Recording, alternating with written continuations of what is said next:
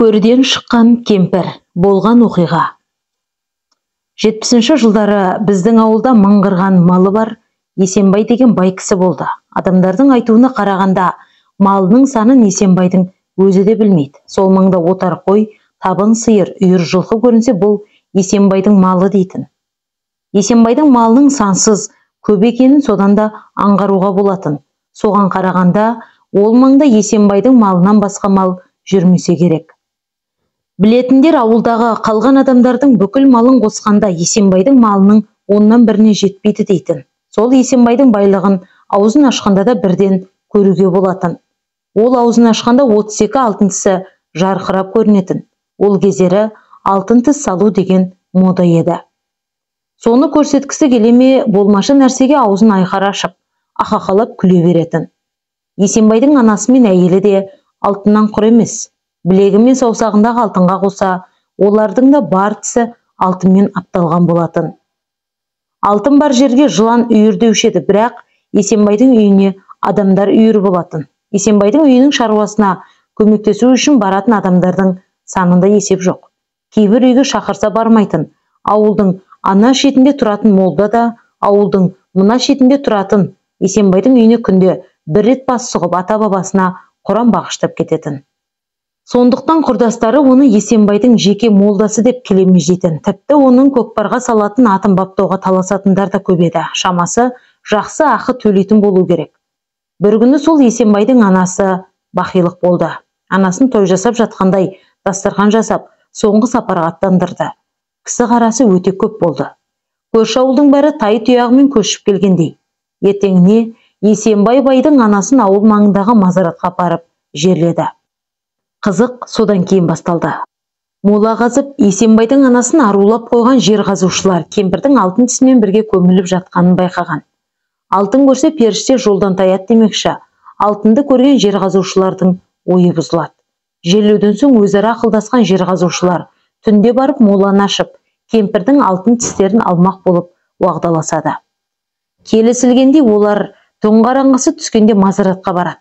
Моланы қазып, кемпірдің денесін сыртқа шығарады.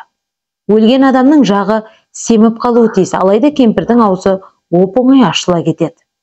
Араларында көпті көрген ересектеу ырқым қасындағыларға күдігін жеткізеді. Алайда алтынның буына еліккен қалған екеуі тістеуікпен алтын тісті жұлуға кіріседі. Енді ғана тісті тартқан кезде кемпір ыңыранады. Мұндайды күтпеген үшеудің зәресі кетеді. Сәлден соң өз құлақтарына өздері сенбеген олар кемпірдің мүрдесіне жақындап, бетіне үңіліп тыңдайды. Сол сәтте кемпір күрсінеді. Алтын тіс сатып байымақ болған үшеу бір-біріне қарайламай қаша жөнеледі. Олар ауыл шетіне келіп естерін жияды.